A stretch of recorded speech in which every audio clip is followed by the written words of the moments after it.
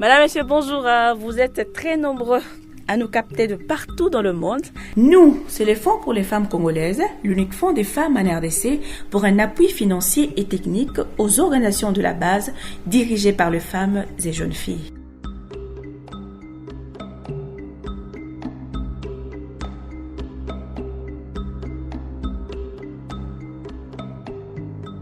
Et aujourd'hui, nous allons décortiquer un texte régional. La RDC est parmi les 52 pays qui ont signé le protocole de Maputo. C'est un texte régional adopté en 2003.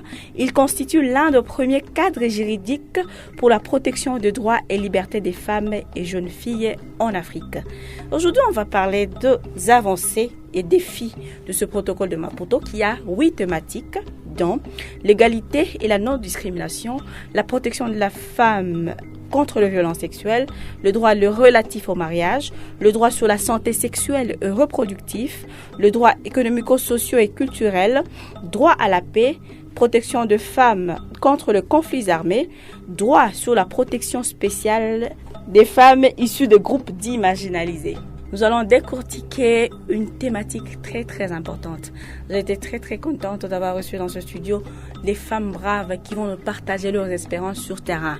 Quels sont les défis quant à l'application du protocole de Maputo en République démocratique du Congo?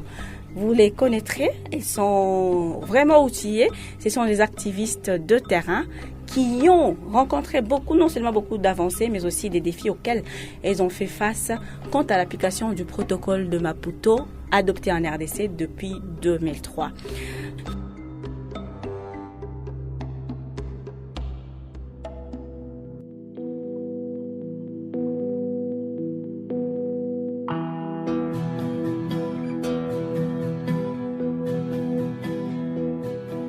Je serai avec Madame Générose Wenga, qui est juriste de formation. Elle est la chargée de programme au sein de la Ligue pour la solidarité congolaise, une organisation bénéficiaire du Fonds pour les femmes congolaises. Je serai également avec Madame Annie Masengo, qui habite dans le Congo central, dans la ville de Matadi. Annie Masengo est avocate au sein du barreau de Matadi. Je serai également très flattée d'avoir reçu une jeune dame, Madame Clarisse Bahekwa. Elle est également la coordonnatrice d'une association bénéficiaire de subventions du Fonds pour les femmes congolaises, une structure qui promeut le droit sexuel et reproductif de femmes et jeunes femmes. Dans ce podcast, nous nous basons sur nos archives qui seront détaillées par Madame Julienne Lusengue, la directrice exécutive du Fonds pour les femmes congolaises.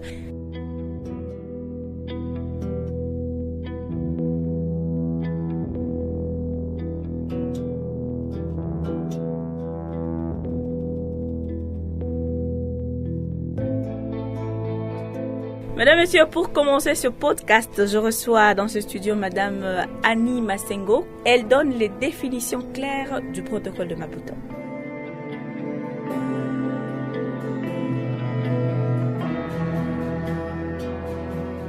Le protocole de Maputo est un instrument au bénéfice de la femme. Malheureusement, il n'est pas très connu de la communauté, de la population, même des acteurs judiciaires.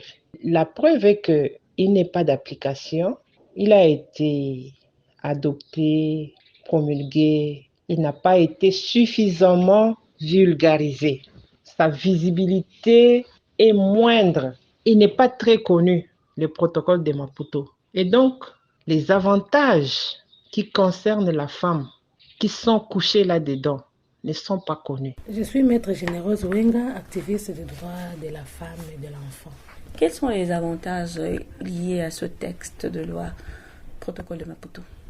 Oui, premièrement, les avantages, c'est plus le fait que le protocole de Maputo a intégré quelques dispositions qui n'existent vraiment pas dans d'autres textes de loi, dans d'autres traités ou conventions au niveau international, régional. C'est entre autres le fait pour la femme de se protéger contre les grossesses non désirées à travers l'avortement médicalisé. Et là, c'est le point le plus saillant, c'est l'ajout que nous, en tant qu'activistes, nous avons constaté à travers l'article 14 de ces protocoles qui a autant de dispositions, mais qui tournent autour de ce droit à la femme de procéder à l'avortement médicalisé. Mais aussi, on a constaté le fait que les services médicaux s'est aussi approprié cette activité parce qu'il y en a certains services au niveau médical qui ont reçu quelques fonds pour les avortements médicalisés, surtout dans le contexte du Nord Kivu. Nous ne vivons que des atrocités. Et avec des atrocités, il y a des viols partout, l'insécurité, le kidnapping, où la femme est vraiment exposée aux grossesses non désirées. Et pour nous, ces institutions sanitaires qui ont déjà ces fonds-là et qui aident ces jeunes dames à procéder aux avortements médicalisés ou avortements sécurisés, nous sentons que c'est vraiment de l'avancée, mais aussi l'information même du protocole par certaines organisations des droits de l'homme, certaines organisations féminines qui sont déjà informées du protocole et qui essaient un peu de sensibiliser. C'est déjà vraiment, il y a vraiment des avancées. Peut-on dire que ce texte est vraiment appliqué en RDC? Quels sont les défis liés à son non-application? Pourrons-nous dire que ce texte n'est pas vraiment appliqué d'une manière effective au sein de la République démocratique du Congo? Oui, vous savez que la RDC, avec tout ce que nous constatons, la plupart de la population est plus dans le mouvement chrétien. Donc, il faut prier, il faut implorer la grâce de Dieu et que la religion domine un peu sur toutes sortes de pratiques. Et alors que le grand obstacle, c'est d'abord la religion. La religion, en disant des religions, nous voyons les communautés des églises qui n'ont pas encore compris l'importance des avortements médicalisés ou l'avortement libre. On peut me dire de dire ce qui est, de quoi je suis fière depuis qu'on a commencé, parce que c'est à 2010 nous avons commencé à donner les financements. Et ces projets, ce sont des projets spécifiques, pertinents dans les communautés, qui touchent et qui changent la vie des femmes dans les communautés. Bonjour à tous les auditeurs qui nous suivent au travers le monde et merci Madame Sylvie Mazambi pour ces différentes questions. Pour nous, en tant que coordonnatrice de l'Association des filles pour la promotion des droits économiques et sexuels, nous avons réalisé différentes actions sur terrain avec le Fonds pour les femmes congolaises grâce à son accompagnement technique et financier. Nous avions sensibilisé dans la thématique santé sexuelle et reproductive et nous avions atteint une moyenne de 6 000 adolescentes.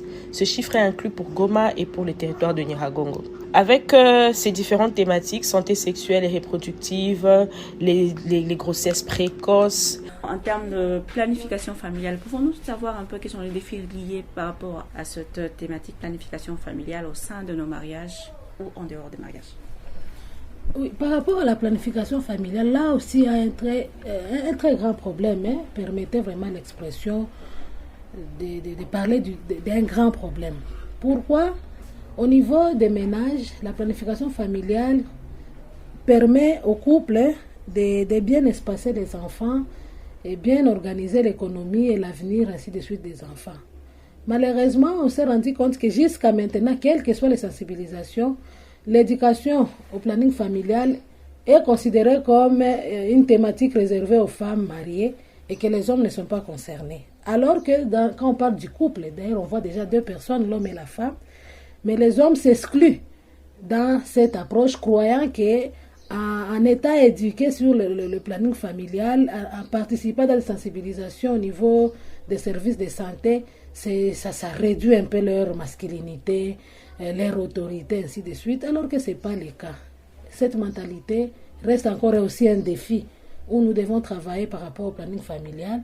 Et une femme qui, le protocole autorise à la femme de choisir son mode contraceptique pour se protéger, et que si elle choisit ce mode-là sans le consentement de son mari, ça constitue encore un obstacle. Et quand on invite le mari dans une sorte de séance comme telle, le mari se sent ne pas être concerné et ça nous amène à une sorte de dilemme, on ne sait plus quoi faire. Mais on sait que nous devons toujours renforcer une sensibilisation auprès des hommes pour cette question. Il y a maintenant la question du planning familial hors ménage. Comme je le disais avec nos jeunes filles, qui déjà dans des unions de copinage se considèrent comme entre guillemets aussi mari et femme, de facto, pas de droit. Et cela expose vraiment ces jeunes filles à mettre au monde des enfants sans se préparer. Parce qu'il y a un temps pour mettre au monde, il y a un temps pour étudier, il y a un temps pour chercher l'argent. Mais quand le temps d'étudier ou le temps de chercher l'emploi, c'est maintenant le temps où la personne met au monde, ça devient un peu compliqué. Et nous le constatons, les parents ont tendance à chasser ces jeunes filles. Maintenant, actuellement, il y a beaucoup de jeunes filles qui ont compris qu'elles doivent aussi se protéger contre les grossesses non désirées à travers le contraceptif.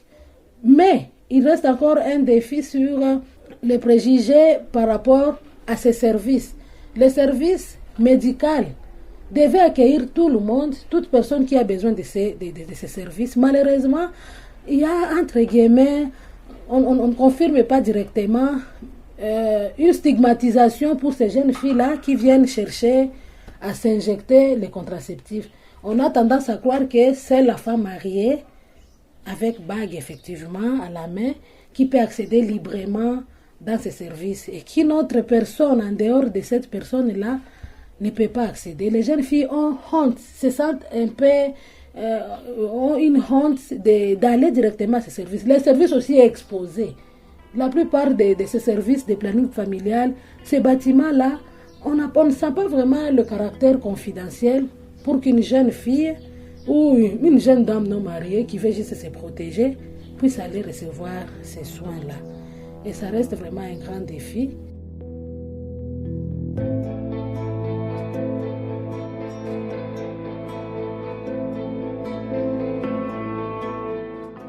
Concrètement, il y a des avancées. Il y a des avancées au niveau de l'approche que les gens ont actuellement du protocole de Maputo, mais aussi de l'article 14, contrairement aux années écoulées. Parce que dans la pratique, nous voyons certains chefs des confessions religieuses qui comprennent le contexte, qui comprennent que la femme qui a subi l'inceste, la femme qui est en danger et qui est enceinte, a le droit de disposer de son corps, a le droit de décider de ce que l'on fait. C'est un grand pas. Il y a encore beaucoup à faire. Nous sollicitons et nous demandons au Fonds pour les femmes congolaises d'élargir le champ de sensibilisation parce qu'il n'y a pas que les personnes qui subissent l'inceste. Il y a aussi les agents de santé. Il y a des médecins aujourd'hui, des infirmiers qui ne sont pas informés du protocole de Maputo, qui ne connaissent pas l'article 14. Je me rappelle qu'une fois, je suis allée devant un parquet avec une survivante qui a été rendue enceinte, une mineure, des suites d'un viol. Je me dis, si l'enfant ou les parents décidaient de faire avorter l'enfant, il risquerait d'être arrêté. Alors il faut y aller en procédant par une demande auprès des autorités judiciaires pour permettre à ce que cette fille-là, cette petite fille-là, dont la vie était en train de sombrer, puisse être autorisée à avorter. C'était une question, un débat. Donc, l'autorité devant laquelle j'étais avait du mal à concevoir ça. J'ai amené même le protocole de Maputo.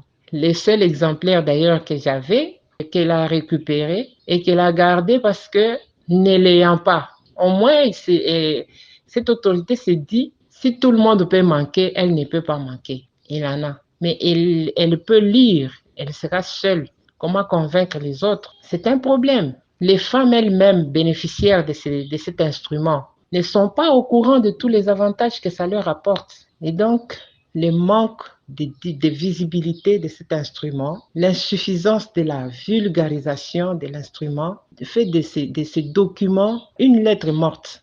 Il y a beaucoup de défis à relever, particulièrement pour les zones rurales et périurbains. Il y a encore des femmes qui accouchent à domicile, il y a encore des femmes qui vivent avec les verrues, il y a encore des femmes qui sont atteintes des IST, des MST et qui ne le savent pas. pour elles, c'est un mauvais sort. Pour elles, c'est une malédiction. Pourtant, c'est une IST. Puisqu'elle reconnaît avoir une vie sexuelle active. Cliniquement, elle est atteinte par une IST. Elle doit être sensibilisée. Elle doit être informée de toutes ces questions et ces préoccupations. Mais aussi, nous avons relevé différents défis, c'est-à-dire au niveau des écoles, par exemple, pour la ville de Goma, nous avons sensibilisé les jeunes adolescentes qui ont en moyenne déjà eu des relations sexuelles sur les dangers des avortements, mais aussi les préventions des grossesses précoces.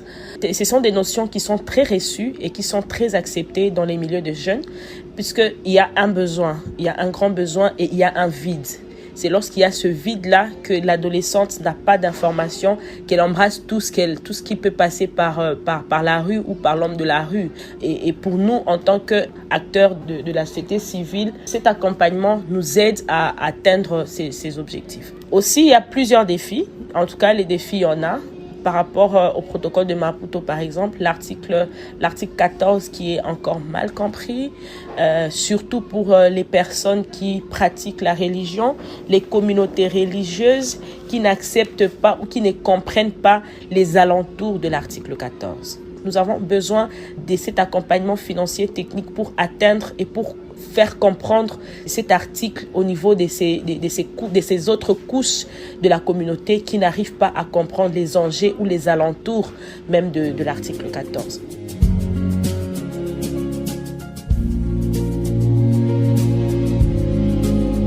Le FFC a donné une autre vision de travail aux femmes congolaises, travail en synergie, travail en collaboration, mais aussi aide les communautés, même très éloignées. Là où les autres n'arrivent pas, nous on arrive. Là où les femmes sont dans la forêt, nous on arrive dans la forêt. Donc nous allons toucher les communautés dans leur milieu et travailler sur des questions spécifiques qui changent la situation des femmes. Donc c'est ça c'est notre mission.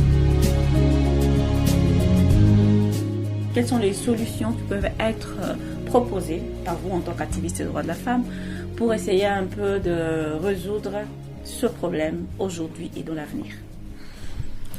Oui, comme je le disais, il faudrait vraiment qu'il y ait cette collaboration et implication de toutes les parties prenantes autour de cette thématique. Quand je parle de parties prenantes, je vois les organisations de droits de l'homme, les organisations féminines, les chefs religieux, avec toutes les religions que nous voyons, les églises, ainsi de suite, les chefs coutumiers, les autorités politico-administratives, les autorités sanitaires, les autorités judiciaires, de s'impliquer dans la mise en œuvre pratique de cette activité. Comme nous avons parlé que jusqu'à maintenant, les hommes sont encore renfermés entre eux par rapport à la question de planification familiale et pensent que l'éducation au planning familial, c'est une affaire des femmes. Nous devons vraiment avoir plusieurs fonds, multiplier vraiment les fonds pour atteindre toutes les couches sociales.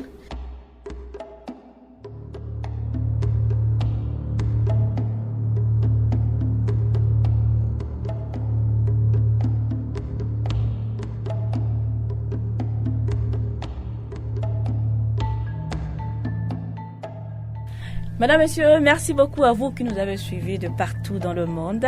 Je rappelle que vous étiez en train de suivre un podcast du Fonds pour les femmes congolaises qui vous a détaillé en long et en large sur le protocole de Maputo.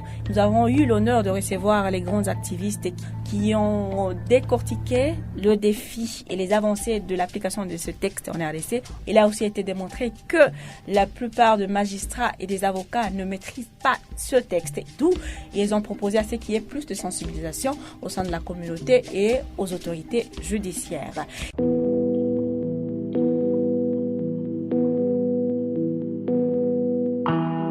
Il a aussi été démontré que les sensibilisations sont limitées seulement aux femmes, aux jeunes garçons.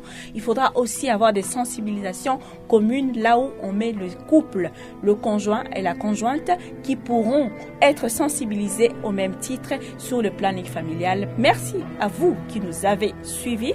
J'étais très heureuse de recevoir les grandes dames dans ce studio et je sais que je vous retrouve très